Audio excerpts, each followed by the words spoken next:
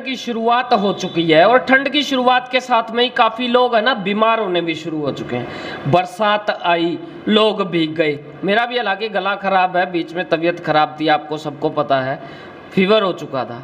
काफ़ी जगह पर टेस्ट करवाया, काफ़ी लोगों को इस प्रकार की परेशानी हो चुकी है, ठीक नहीं हो पा रहे हैं, रिकवरी नहीं हो पा रही है। और बात करें तो अब हिसार शहर के अंदर डेंगू ने भी दस्तक दे दी है। तो साहब, बीमारी खतरनाक है, बचकर रहें। और इसी विषय के ऊपर बातचीत करने के लिए मैं मदर हॉस्पिटल में मौजूद हूँ। डॉक्टर साहब से बातचीत करेंगे कि डेंगू आखिर होता क्यों है, इसके लक्षण क्या होते हैं, इससे रिकवर किस प्रकार की जा सकती है। तो इस विषय के ऊपर बातचीत करने वाले हैं। अगर आप बीमार हैं तो अपना टेस्ट जरूर करवा लें। ऐसा ना हो मात्र बहज आपने दवाई ली और आप उसी के भरोसे बैठे रहें। हो सकता है, क्योंकि हालात फिलहाल बेकाबू चल रहे हैं, हर 5वें बंदे को 7वें बंदे को कहीं ना कहीं पर फीवर की हल्की हल्की शिकायत जो है वो आनी शुरू हो चुकी है। फिलहाल मदर हॉस्पिटल में मैं मौजूद हूँ। डॉक्टर सोनू फोगाट जी हमारे साथ में मौजूद है, साथ में डॉक्टर गरिमा मैडम भी मौजूद है, इनसे बातचीत कर लेंगे। डॉक्टर साहब नमस्कार। नमस्कार सर। सर, शहर के अंदर डेंगू ने दस्तक दे दी है और लोगों की तबीयत जो है वो लगातार ख़राब चल रही है, क्या कहेंगे उसको लेकर?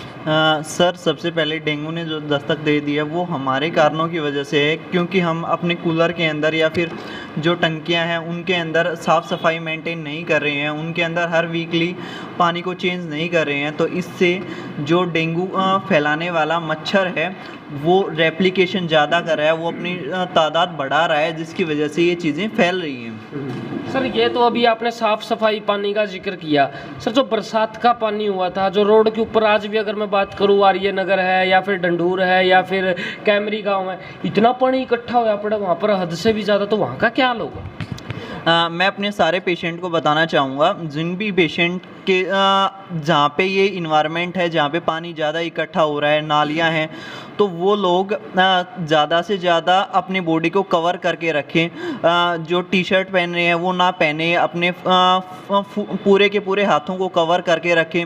इसके अलावा ऑल आउट का यूज़ करें और जो मच्छर किल करने वाले जितने भी प्रोडक्ट्स हैं मार्केट में सभी का उपयोग करें, ताकि डेंगू फैलाने वाले वायरस को, जो मच्छर है उसको वहीं पे ख़त्म किया जा सके, इस बीमारी को स्प्रेड होने से रोका जा सके। सर, काफ़ी बार ना ऐसा होता है, इंसानों को लगता है कि फीवर हो गया, पैरासीटामोल ले ली, डॉक्टर के पास में चला गया, और फर्स्ट टाइम के अंदर क्या होता है, डॉक्टर भी उसको टेस्ट प्रेफर नहीं करता, सिर्फ टैबलेट दे देता है और उसी के बिहाफ के ऊपर वो व्यक्ति कई बार ठीक भी हो जाता है। लेकिन वहीं पर सिचुएशन क्रिटिकल हो जाती है, तो उसको पता कैसे चले कि तेरे को डेंगू है या मलेरिया है या फिर नॉर्मल फीवर है, लक्षण कैसे पता चले?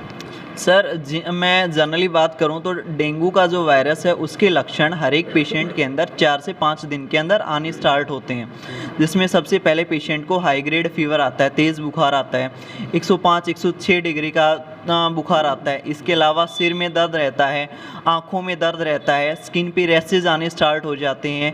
ये चीज़ें जर्नल कंडीशन के अंदर देखने को मिलती हैं, जिनको भी जो वायरस है उसने बॉडी के अंदर एंट्री हो चुकी है, जो मच्छर ने काटा है उनके अंदर ये जर्नली सिम्टम देखने को मिलते हैं। सर, इसके अंदर चाहे डेंगू हो या मलेरिया हो, तो इसके अंदर रिकवरी पीरियड जो है वो कितना रहता है, कि भाई कितने दिन तक एक व्यक्ति रिकवर कर लेगा? जो इसका टाइम पीरियड है वो 15 से 20 दिन का जर्नली है, जिसके अंदर सारे बॉडी के सिम्टम कवर हो जाते हैं। अगर इनिशियल कंडीशन में बात करें तो 5 से 7वें दिन तो उसको फीवर आना स्टार्ट हो जाता है। धीरे धीरे वो फीवर 4 से 5 दिन रहता है, उसके बाद उसकी सेकंड स्टेज आ जाती है, जिसके अंदर बॉडी के अंदर थकान रहती है, जॉइंट में पेन रहता है। ये जर्नली सिम्टम पेशेंट के लॉन्ग टाइम तक चलते हैं। तो ये पेन वगैरह होना बॉडी के अंदर, जो जॉइंट का पेन होता है, तो उसके लिए कोई बॉडी के अंदर कोई प्लेटलेट्स की कमी होती है जिसकी वजह से होता है, या फिर क्या वजह रहती है? प्लेटलेट्स का तो अदर पॉजिटिव फैक्टर है, क्योंकि देखिए इसके अंदर हाई ग्रेड फीवर की वजह से इंटरनल ब्लीडिंग हो सकती है, हेमरेजिक कंडीशन आती है, जिसके अंदर जो नॉर्मली प्लेटलेट्स काउंट होता है मैक्सिमम होता है 4.5 लाख और मिनिमम होता है 1.5 लाख। 1.5 लाख से पेशेंट की प्लेटलेट्स कम होनी स्टार्ट हो जाती हैं। काफ़ी लोग ये सोचते हैं कि मेरी प्लेटलेट्स कुछ ज़्यादा ही कम हो रही हैं, 1.5 लाख या 1 लाख के अप्रोक्स आ जाते हैं। उनको ये फोबिया हो जाता है कि मुझे तो हेमरेजिक कंडीशन आ रही है, इंटरनल ब्लीडिंग हो सकती है, लेकिन ऐसा कुछ नहीं है। जिन भी पेशेंट को प्लेटलेट्स डाउन होती जा रही हैं उन पेशेंट को डिहाइड्रेशन, अपनी बॉडी को डिहाइड्रेशन होने से रोकना है, क्योंकि इस कंडीशन के अंदर स्पेशली बॉडी के अंदर पानी की कमी हो जाती है, लिक्विड की कमी हो जाती है। तो जितना हो सके पेशेंट को लिक्विड का इंटेक इंप्रूव करना है, ताकि बॉडी एक तो डिहाइड्रेशन से बच सके, उसके अलावा नॉर्मली जितना हो सके उतना लिक्विड का इंटेक इंप्रूव करे और अपनी डाइट को अच्छे से मेंटेन रखें। तो कितने एक दिन तक डॉक्टर साहब प्लेटलेट्स को आदमी इंक्रीज कर पाता है? नॉर्मली 10 से 15 दिन के अंदर अगर वो होम्योपैथी से अपना ट्रीटमेंट कंटिन्यू करता है तो वो चीज़ें कवर हो जाती हैं, और जो पेशेंट के जनरली फीवर की कंडीशन है, थकान है, वो सारी चीज़ें होम्योपैथी मेडिसिन से ईजिली कवर हो जाती हैं। अभी डॉक्टर गरिमा मैडम हमारे साथ में मौजूद है, मैडम से भी बातचीत कर लेते हैं। मैडम नमस्कार। नमस्कार।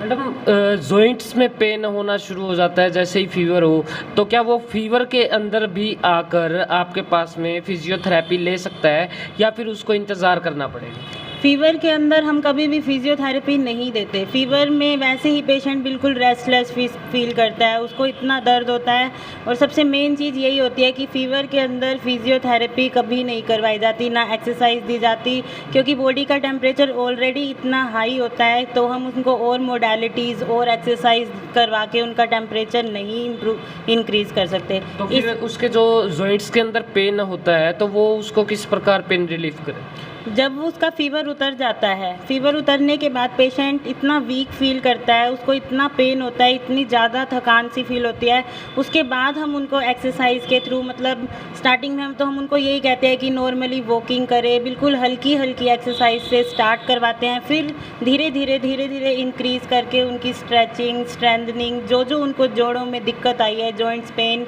और अदर मोडालिटीज़ का यूज़ करके हम उनको फिजियोथेरेपी करवाते हैं।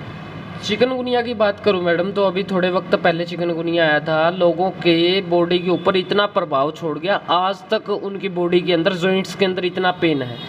क्या डेंगू से भी ऐसा होता है? डेंगू से भी जॉइंट पेन आता है, लेकिन फ़ीवर में उनको इतना दर्द होता है, इतनी रेस्टलेस फील होती है, लेकिन फ़ीवर में हमारी मेन मोटिव यही होता है कि फ़ीवर में हम उनको कोई एक्सरसाइज नहीं करवा सकते।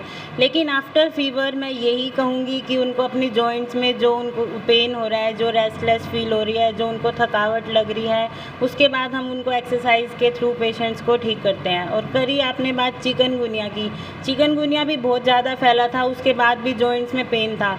ठीक है, जितने पेशेंट्स ने उनसे रिकवर किया गुड, लेकिन उसके बाद उनको फिजियोथेरेपी और एक्सरसाइज के थ्रू हम उनको ठीक कर सकते हैं। जनता देख रही है, क्या अपील करना चाहेंगे? मेरी जनता से यही अपील है, जितनी ज़्यादा हो उतनी ग्रीन वेजिटेबल खाएं और अपनी डाइट को इम्प्रूव करें, और इसके साथ साथ जिस इन्वायरमेंट के अंदर ये वायरस पनपने के ज़्यादा चांसेस हैं, वो एरिया को जितना हो सके उतना हाइजीन मेंटेन रखें। अपनी पानी की टंकियां हैं उनमें रेगुलर मेडिसिन डालें, लाल दवाई जिसे बोलते हैं जनरली, उसका उपयोग करें। इसके अलावा अपने कूलर और जो छोटे मोटे टैंक हैं उनकी रेगुलर बेसिस पे साफ़ सफाई मेंटेन रखें, ताकि ये जो वायरस है इसको यहीं पे फैलने से रोका जाए, और जितने कम लोग इन्फेक्टेड होंगे उतने ही हमारे देश को और हमारी संपत्ति को उतना ही ज़्यादा नुकसान होने से बचाया जा सके। डेंगू की बीमारी का मैं जिक्र करूँ, इंग्लिश दवाइयाँ जो होती है वो कहीं ना कहीं पर साइड इफ़ेक्ट ज़रूर देती हैं, लेकिन होम्योपैथी की दवाइयों का नाम हमेशा बोला जाता है कि साइड इफ़ेक्टेड नहीं होती।